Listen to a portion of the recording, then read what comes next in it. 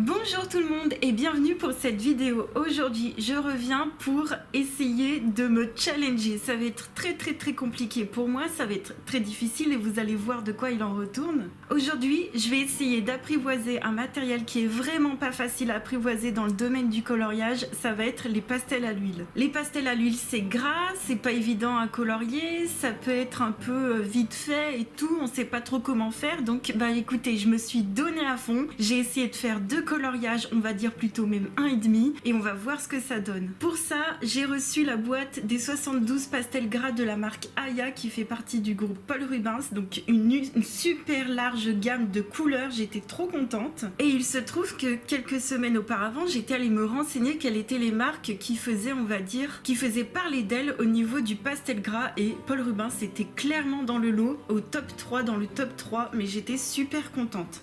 Donc dans le top 3, il y a Paul Rubens, il y a Sennelier et il y a les néo-pastels de Cavendish qui reviennent. Je vous avouerai que moi il me restera quand même à tester les néo-pastels et après j'aurai testé toutes les marques. Donc on va voir ce que ça donne avec les Aya de Paul Rubens. Donc c'est une énorme boîte et je vais vous faire des close-up de l'intérieur de la boîte avec les 72 magnifiques couleurs. Ce que je trouve quand même incroyable, c'est que dans cette boîte, je trouve qu'il n'y a pas tant de jaune que ça et je trouve ça génial. D'habitude, quand on a des crayons, quand on a des craies aquarellables, etc., on a toujours une énorme gamme de jaune qui pour moi n'est pas utile. Donc là, c'est parfait. On a des teintes peau qui sont juste magnifiques. On a des teintes rouges qui sont très vibrantes. On a une couleur mutée un peu, comment dire, naturelle, le 209 en violet pour les peaux. J'imagine que ce serait génial. On a une super large de gamme de bleu qui va vers le turquoise. Ensuite, on passe au vert. Éventuellement, dans le vert, j'aurais peut-être voulu un vert un peu plus foncé et c'est vrai qu'on m'avait fait la remarque.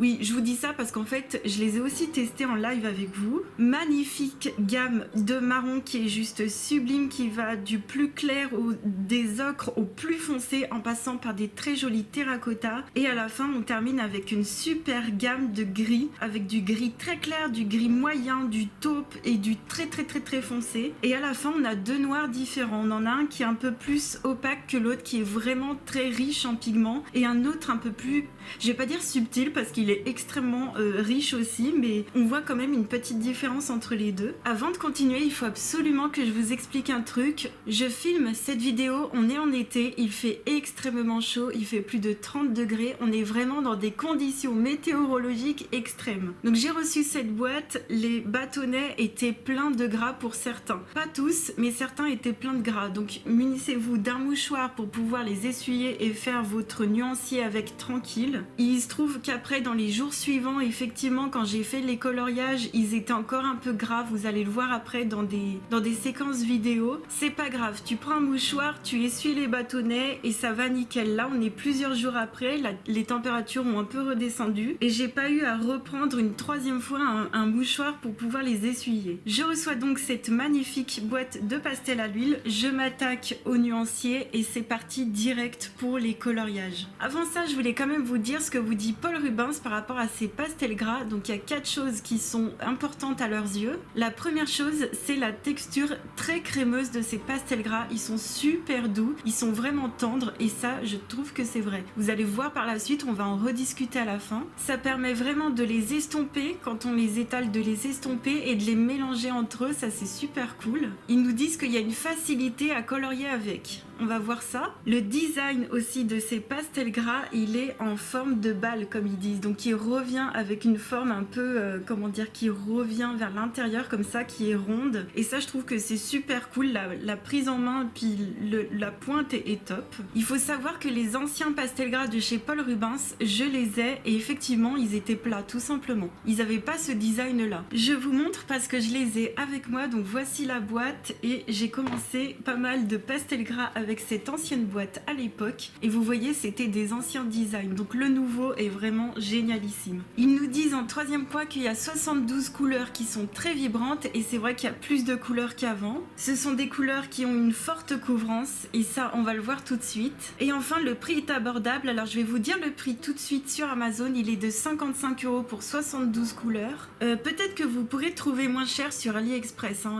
Il va falloir vérifier ça, je vous mettrai tous les liens en barre d'infos. Bien évidemment, ils disent de leurs pastels que ce sont des pastels de très bonne qualité et qui sont très bien pour les débutants. On va voir ça tout de suite. Après avoir fait mon magnifique nuancier, je me suis dit, je vais essayer les pastels gras dans mon livre Tolkien's World. C'est un livre que je trouve absolument magnifique pour essayer de faire du pastel gras, pour essayer de faire des peintures. Parce qu'à l'intérieur, vous avez des doubles pages de paysages qui sont juste incroyables et qui sont super bien détaillés. Et je trouve que de partir sur du line détaillé, ça permet de faire du pastel gras de façon plus simple. Je vais quand même avant toute chose vous montrer d'où je pars avec les anciens pastels gras Paul Rubens que je viens de vous montrer, donc avec cette boîte-ci. C'était en août 2023, c'était l'année dernière et j'avais fait cette double page là que voici et j'avais décidé de faire cette page de façon très smooth, très étalée. Je ne voulais pas de texture, je me suis dit au début, vous savez, quand on commence le pastel gras, on trouve que c'est très gras. Enfin moi personnellement je trouvais que c'était très gras, j'avais vraiment du mal, c'était à prendre le pastel et à faire de la texture par dessus. Donc moi j'avais tout étalé au mouchoir si je me souviens bien et ça donne quelque chose de très lisse. Donc déjà on peut voir qu'il y a cette technique d'étaler comme ça et de faire des choses très douces. Donc ça c'était l'année dernière. Mais là pour cette vidéo je me suis dit il va falloir level up et il va falloir surtout avoir moins peur. Et je sais pas ce qui m'a pris, je me suis dit on va utiliser aussi le pastel gras de façon pure sur le papier. Je me suis donc lancée à faire cette double page là, donc j'ai pas encore pris le temps de terminer cette deuxième page, ça prend beaucoup de temps pour se concentrer, pour essayer d'apprendre la technique, mais j'ai au moins terminé la page de droite et je vais vous laisser avec quelques petites séquences vidéo qu'on a fait en live qui vous permettront de voir un peu mes premières impressions. One again Bistouflex. Hop. Ensuite, ça fait des trucs comme ça. Il n'y a plus de line, c'est vraiment... Mais en fait, on verra plus les montagnes, c'est ça qui m'énerve. Est-ce que je mets du blanc en haut pour définir mes montagnes? Attends, est-ce que je fais comme ça?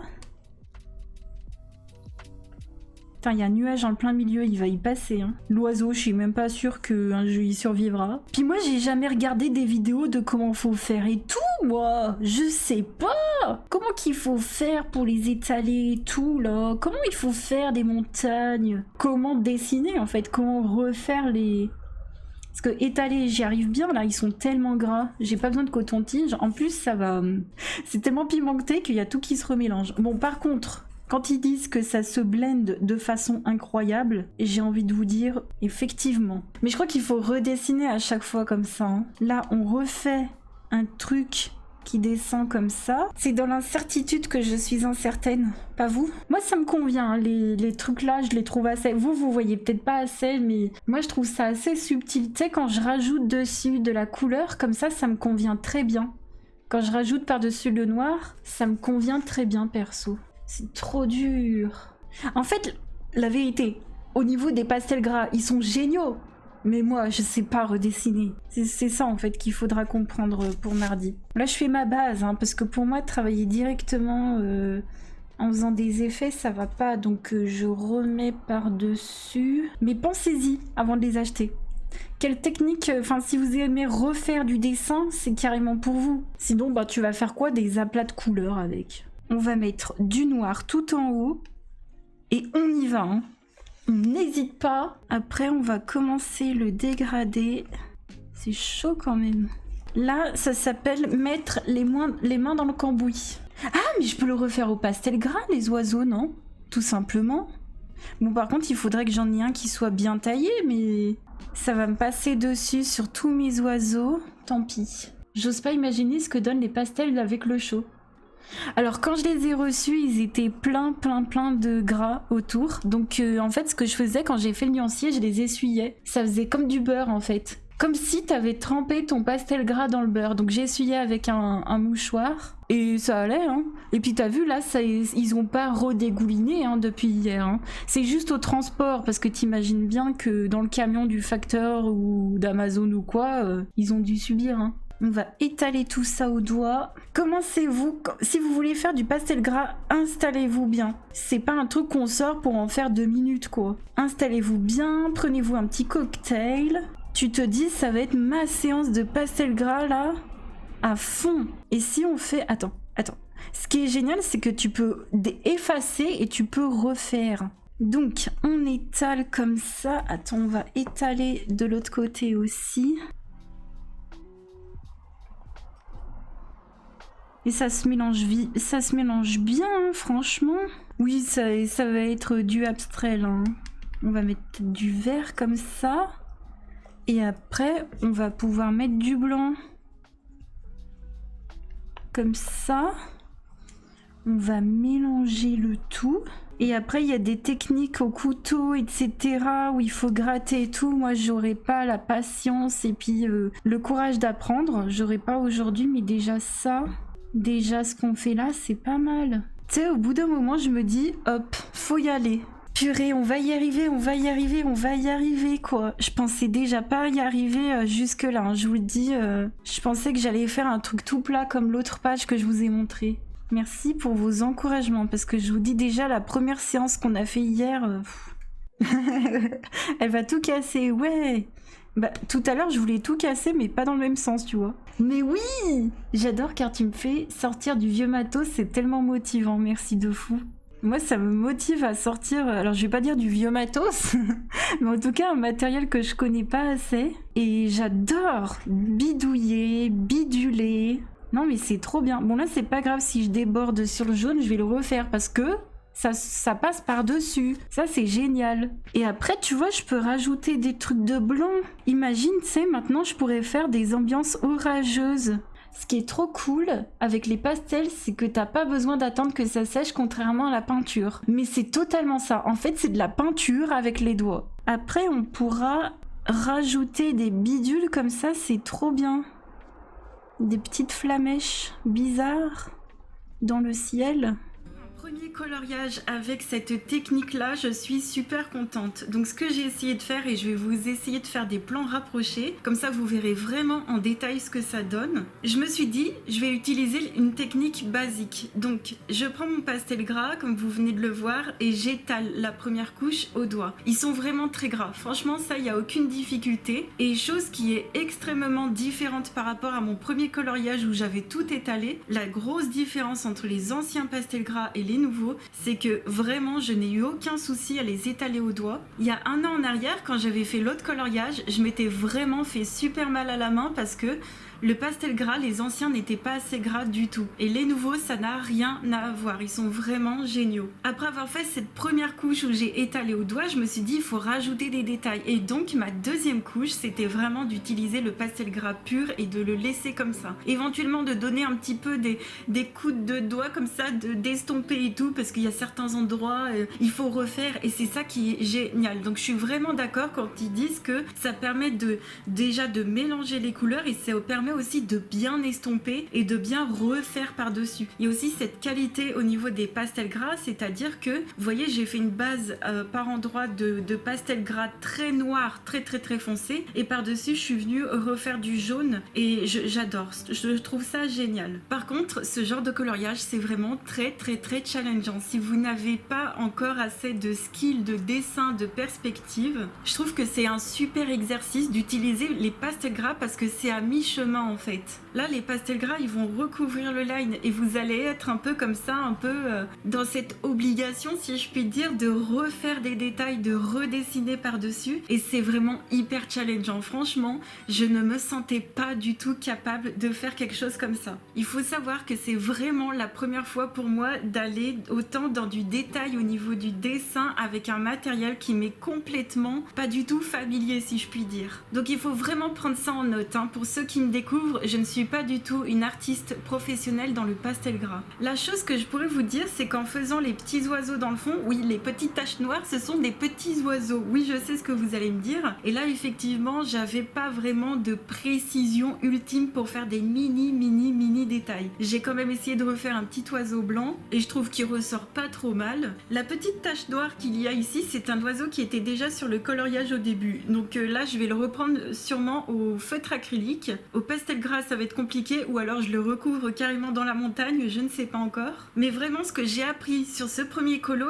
c'est l'estompage super facile. Ensuite, prendre une craie et de refaire une deuxième couche très intense, ça c'est génial. Et vraiment le mélange des couleurs et on peut repasser, encore repasser et encore repasser par-dessus, c'est top. Sur l'annonce des pastels gras, il nous montre 6 techniques qu'on peut utiliser pour les utiliser. Donc la plus évidente, c'est de prendre le pastel gras et de faire une couche comme ça pleine, pure de pigments tout simplement. La deuxième, c'est qu'on peut mélanger les couleurs entre elles. La troisième, ça s'appelle le stippling, c'est de faire des petits points comme ça. Je vous mettrai une photo sur l'écran. Il y a aussi la technique de faire des dégradés, la technique du scratch painting, donc c'est de faire des traits purs et puis ça vous fait votre personnage. Et enfin la dernière, la overlapping colors, je ne sais pas vraiment ce que ça veut dire, mais moi j'ai l'impression que c'est le fait de superposer, je pense, les couleurs. N'hésitez pas à me dire si je me trompe. Et vous voyez aussi la petite phrase qui est super importante, la petite remarque, c'est les pastels à l'huile doivent être stockés à température ambiante et protégés de l'humidité, des rayons du soleil et des températures élevées, pardon. Et effectivement, c'est ce que je vous disais tout à l'heure, sinon ils deviennent très gras. Mais c'est pas grave.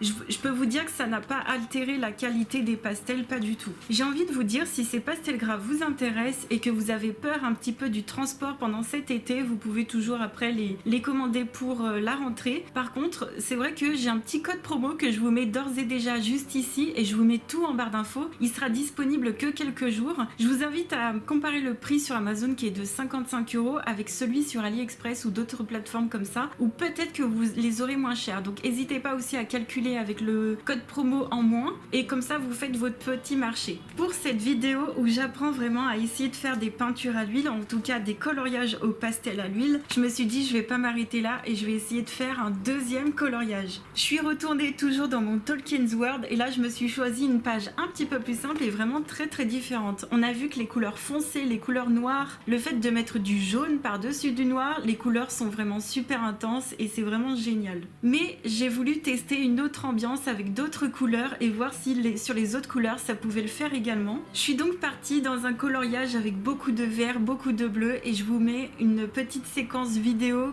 avec l'avancée de mon coloriage. Pour ce coloriage, je me suis dit je vais essayer de faire ça de façon stratégique. Les pastels à l'huile c'est gras forcément et je vais essayer de mettre ma main au moins possible dedans. Donc je suis droitière et j'ai donc commencé le coloriage en haut à gauche avec le ciel et toujours finalement avec cette même technique où je fais une première couche, donc là je fais une première couche de bleu et je viens tout étaler et par-dessus je vais rajouter des nuages blancs et je vais essayer de faire des petits mouvements comme ça arrondis, etc. Je vais les estomper aussi au doigt. Je vais pas forcément les laisser purs, mais je vais faire quand même un petit demi-estompage, on va dire ça comme ça. Au niveau du ciel, je vais pas jusqu'en bas parce que je me suis dit entre temps, j'ai une super idée, je vais essayer de rajouter des roseaux entre l'eau, oui parce que vous verrez qu'après c'est de l'eau, entre l'eau et le ciel, donc c'est pour ça que je suis pas allée jusqu'en bas et là je m'attaque à l'arbre et là je me suis dit mon Dieu, qu'est-ce que je suis en train de faire? Oui, vous aurez des doutes, oui vous serez complètement paumé, oui je savais pas du tout ce que j'allais faire. Tout simplement déjà j'ai pris un combo de 4 couleurs du plus foncé au plus clair et chose que je suis en train de me rendre compte, c'est que tout à l'heure je vous ai dit ouais mais il n'y a pas de vert foncé, c'est vrai qu'on m'avait fait cette remarque, mais en fait c'est pas grave du tout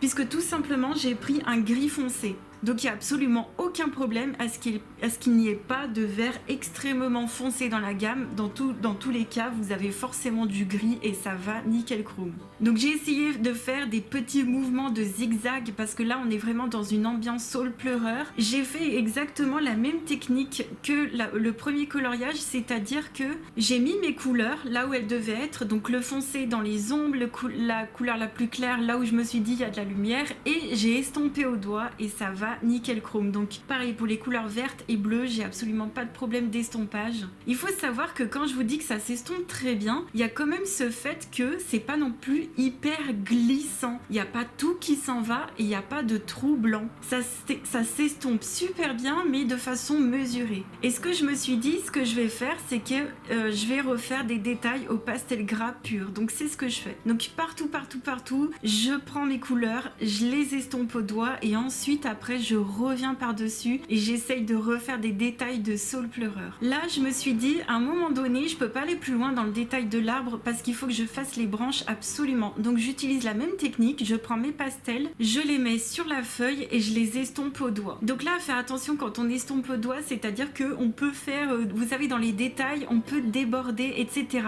Mais vous savez quoi? C'est absolument pas grave. Parce qu'il se trouve qu'après, oui, j'ai débordé mon tronc d'arbre en estompant avec le doigt, oui, j'ai débordé, mais il se trouve qu'après, ce que je vous disais, c'est que les couleurs se superposent de façon merveilleuse. Et c'est qu'en fait, après, j'ai repris au vert, tout simplement. J'ai remis du vert là où le marron avait dépassé sur mon arbre et c'est nickel chrome. Là, ce que j'adore justement ici à ce point du coloriage, c'est que je me suis dit, j'aime vraiment l'étape où on fait des détails au pastel gras pur. D'ailleurs, je voulais vous le dire parce que souvent dans le domaine du coloriage, j'entends la faute. Un pastel gras, c'est masculin, ce n'est pas du tout féminin. On dit bien un pastel gras. C'est comme une table, on dit une table, on dit pas un table. Là, je me mets à faire l'herbe exactement de la même façon. Je fais ma première couche et ensuite par-dessus, je viens refaire des détails, je viens refaire les petits champignons, j'en rajoute même un ou deux. Et ensuite, je choisis mon combo pour faire l'eau. Alors là, j'adore faire ce genre de choses. C'est de faire de l'eau au pastel gras, mais pensez-y, ça peut être juste fou.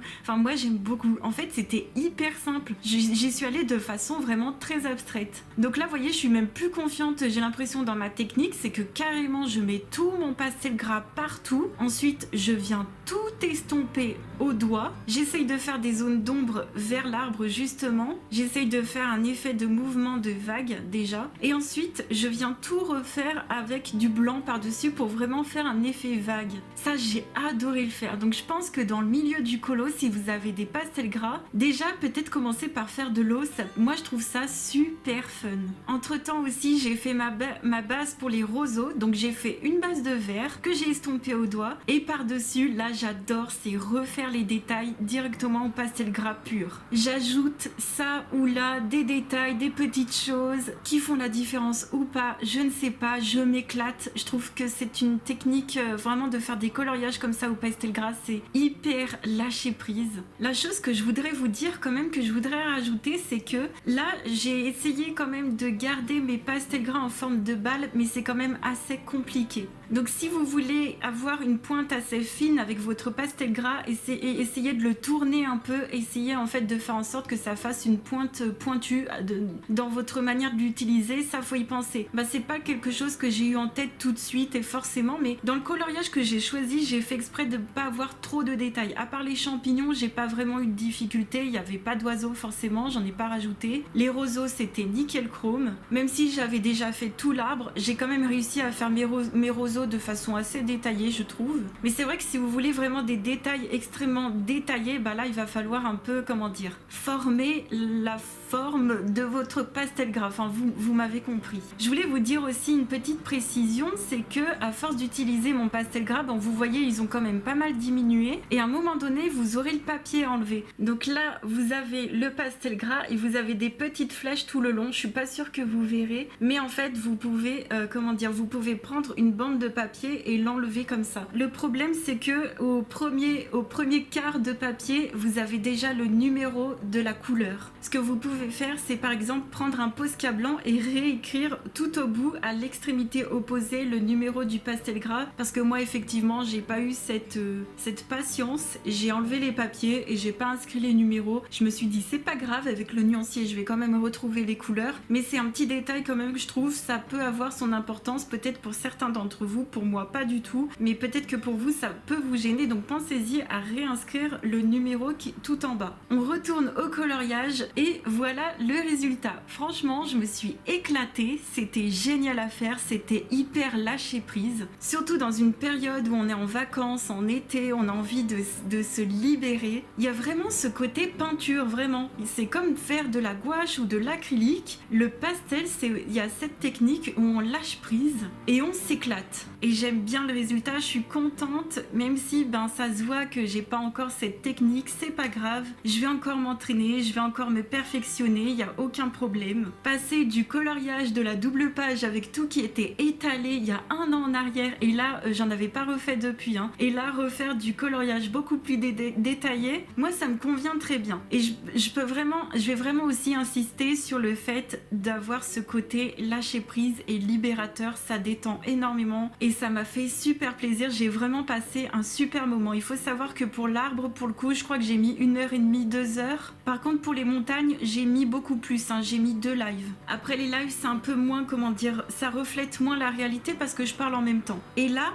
on en vient à la question. Vous allez me dire, mais Julie, t'as utilisé les pastels gras carrément purs sur ton coloriage, est-ce que ça colle? Parce que ça, c'est vraiment un truc, vous savez, moi personnellement, qui m'insupporte, et c'est pour ça que de base, j'utilise très peu les pastels secs ou les pastels gras parce que j'aime bien que le matériel soit fixé dans mon livre. Donc là, je n'ai pas fixé. Et voici le résultat quand c'est pas fixé. Ça brille pas tellement, franchement, ça reste assez mat, franchement, comme fini. Il y a rien du tout, il n'y a pas de vernis, il n'y a pas de fixatif pour celui-ci. Voilà, je voulais quand même vous montrer le avant que ce soit fixé, et le après que ce soit fixé, mais trop bien. D'ailleurs, je vais faire le petit test de la main, il n'y a rien qui colle, il n'y a vraiment rien qui colle. Tout est scellé déjà, c'est incroyable, je sais pas, mais tout est déjà, franchement ça va quoi. Bien sûr, j'y vais pas de façon hyper, hyper violente, mais je peux vous dire que rien qu'en passant ma main comme ça, il n'y a rien qui bouge. Donc je suis super contente parce que moi, vous savez à quel point je peux chipoter là-dessus, mais vraiment sévère. Donc je suis très contente, il n'y a pas cet effet de gras, il n'y a pas cet effet de mon Dieu, je vais mettre ma main, il y a tout qui va patiner. Pas du tout. Donc ça, c'est avant que ce soit fixé. Mais alors là, je vais vous montrer une fois que c'est fixé, c'est pépite. Voici le coloriage une fois fixé. Vous voyez, ça ne brille pas du tout, c'est normal. Et alors là, mais je suis trop contente. Personnellement, je vous recommande vraiment quand même d'utiliser un fixatif au moins. Ça va protéger votre œuvre et puis vous avez quand même mis du temps dessus et de l'amour, il faut la protéger. Ah oui, vous savez, même si c'est déjà pas mal sans fixatif, non, il faut fixer. Et par-dessus, je mettrai une pochette plastique bien sûr. Donc j'ai quand même utilisé un fixatif exprès pour le pastel à l'huile de chez Sennelier et par-dessus, j'ai mis du vernis Lefranbourgeois en effet mat. Oui, je me suis dit que l'effet brillant, ça allait pas du tout aller avec du pastel à l'huile, donc j'ai utilisé de l'effet mat et je suis trop contente. Et alors là, c'est encore plus c'est encore plus fixé, c'est encore plus doux comme ça, on peut passer encore mieux sa main, mais c'est juste génialissime. Je suis super contente du fini du coloriage. Je voulais quand même aussi revenir sur une petite chose que j'ai peut-être oublié de vous dire quand on a fait des close-up, mais effectivement, que ce soit sur ce coloriage là ou l'autre, on voit un petit peu le line parfois. Moi ça me dérange pas du tout, au contraire, je trouve que ça rajoute de la précision parce que quand on fait du pastel gras, effectivement on n'a pas un crayon dans la main, on a quand même quelque chose d'assez large et je trouve que ça va hyper bien ensemble. Le fait de voir un peu en transparent sur certains endroits le line et le fait de lâcher prise avec un produit pareil, je trouve que le mix des deux est vraiment super et c'est justement pour ça que j'adore le livre de Tolkien pour faire du pastel à l'huile à l'intérieur, c'est qu'on a ce mix des deux, on a ce mix du dessin très détaillé et du pastel à l'huile qui est assez gras et je trouve que le combo va super bien. Donc super contente de mes deux coloriages au pastel à l'huile. Je sais pas ce que vous en aurez pensé. Est-ce que ça vous donne envie ou pas du tout? On va récapituler un petit peu tout ce qu'on a dit. Je vais éventuellement rajouter des précisions. Au niveau du nuancier, au niveau des couleurs, qu'est-ce que vous en pensez vous? Moi je trouve qu'il est génial. Je suis trop contente qu'il n'y ait pas trop de jaune. Je suis trop contente qu'il y ait des marrons incroyables, des verts, des bleus. Finalement qu'il n'y ait pas de vert foncé, on s'en fout. En fait il y a du gris. Les rouges sont très intenses, les jaunes pareil, les oranges, je n'ai absolument rien à dire. Il y a des couleurs peau, il y a des couleurs naturelles. Je voulais quand même vous préciser une chose avant d'oublier. Il y a certaines couleurs, comme par exemple le ocre ici, qui sont un petit peu plus dans la transparence. Et il y a certaines couleurs, comme par exemple le bleu qui est là, qui sont vraiment très opaques. Il y a également, justement, c'est ce que je vous disais plus haut dans la vidéo, les noirs. Il y a un noir vraiment très très très opaque. On voit pas du tout le papier en dessous. Et il y a d'autres couleurs. Vraiment celle-ci, je crois que c'est la pire entre guillemets du nuancier, cette couleur verte où elle est très ça fait très patinoire. Et effectivement, pour celle-ci, rien que sur le nuancier, j'ai eu un petit peu de mal et j'ai fait des traits blancs. J'ai refait 2 couches et ça me fait encore un petit peu du blanc par-dessus. Donc il y a juste cet inconvénient-là sur cette couleur-là. Mais à l'utilisation, je n'ai absolument pas vu de différence entre les couleurs qui sont un tout petit peu plus. Je dis vraiment un tout petit peu plus parce que c'est vraiment un tout petit peu dans la transparence par rapport aux autres couleurs qui vont être plus dans le crémeux comme celle-ci ou celle-là. À part ce petit détail là et le fait que quand vous les commandez en plein été ils peuvent arriver plein de gras, vous les essuyez. Je ne trouve pas de détail vraiment négatif à cette gamme là. Une dernière petite chose avant de vous quitter, je voulais vous faire une petite précision, c'est que dans ces pastels gras il y a évidemment plusieurs boîtes. Donc si la boîte de 72 pour vous c'est beaucoup trop, vous voulez partir avec une petite boîte, il y a des boîtes de 12, de 24, de 36, de 48, de 60, de 72 avec des super couleurs. Ma conclusion à moi, brève et rapide pour les 72 couleurs de la marque Aya de chez Paul Rubens, c'est qu'ils sont géniaux. N'hésitez pas à me dire ce que vous en pensez. Est-ce que c'est des pastels qui vous font envie? Est-ce que c'est une technique de peinture qui vous fait envie? Parce que c'est vrai qu'il y a ce côté très lâcher prise, très libérateur, mais il faut être quand même assez concentré pour redessiner certaines choses. Est-ce que ça vous fait envie ou pas du tout? Est-ce que vous êtes dans la team challenger ou est-ce que vous êtes dans la team un petit peu plus non, j'ai pas trop envie, je sais pas? N'hésitez pas à me dire ça en commentaire. N'oubliez pas qu'il y a un petit code promo pendant quelques jours, je vous remets tout en barre d'infos. Je vous fais plein de gros bisous et je vous dis à la semaine prochaine pour un vlog. Ciao!